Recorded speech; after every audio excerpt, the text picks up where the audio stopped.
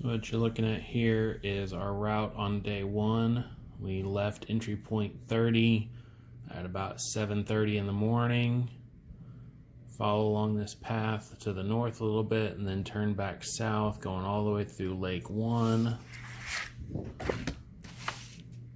Then you get over into Lake 2. But to get to Lake 2, you got to go through those two little portages first. They weren't bad, but they were our first experience with it, so it took a minute to get acclimated. Both of those were pretty short. And you move all along here.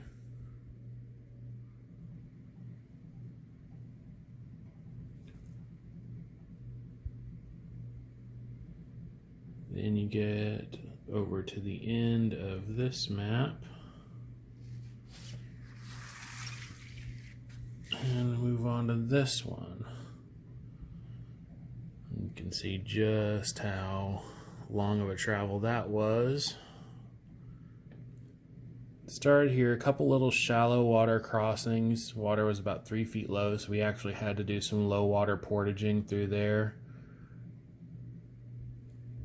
Then once we were done with that, we had a nice long paddle across Hudson Lake. Then you get to the big portage that is up and down a hill, big time, about 3/10 of a mile long.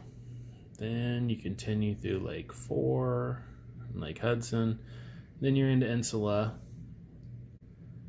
And there is where we decided to call it for the day. Day 2 is kind of a smaller travel day. You can see what we did here in the orange. Just doing some fishing around kind of our camp, seeing what we can come up with and seeing how things actually looked.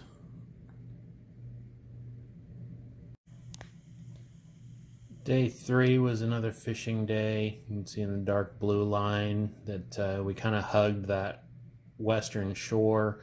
There are some good bluffs along there that we decided to hit up.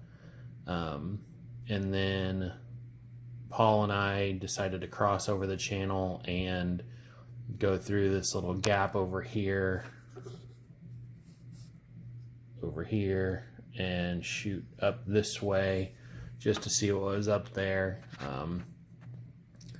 We got back towards the north end of that and we were a little disappointed, but then we nailed 2 smallmouth bass, so we were pretty happy that we made that trip. And then turned around and fought the wind coming back. That was fun.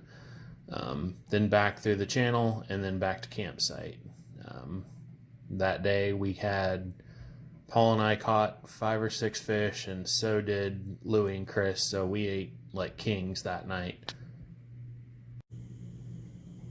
The next day we thought we were going to get some bad weather, so we decided to pack most everything up we could the night before and get an early start to try and get halfway back. So following the purple line, pretty much following the same track we took in. We made a couple little detours along the way, just new navigational paths and such.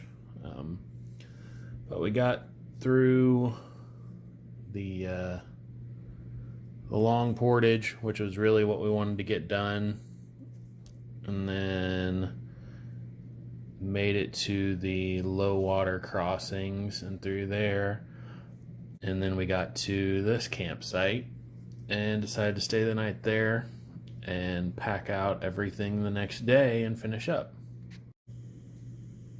So the last morning we started off at the campsite we stayed at.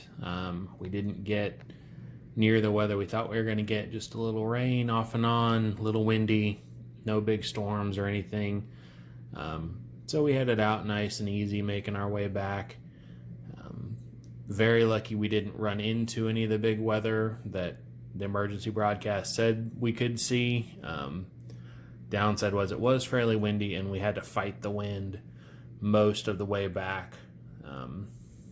Got back to those first 2 little portages, which by now I'd say we were professional at, so they weren't challenging at all. Then made our way back up into Lake 1.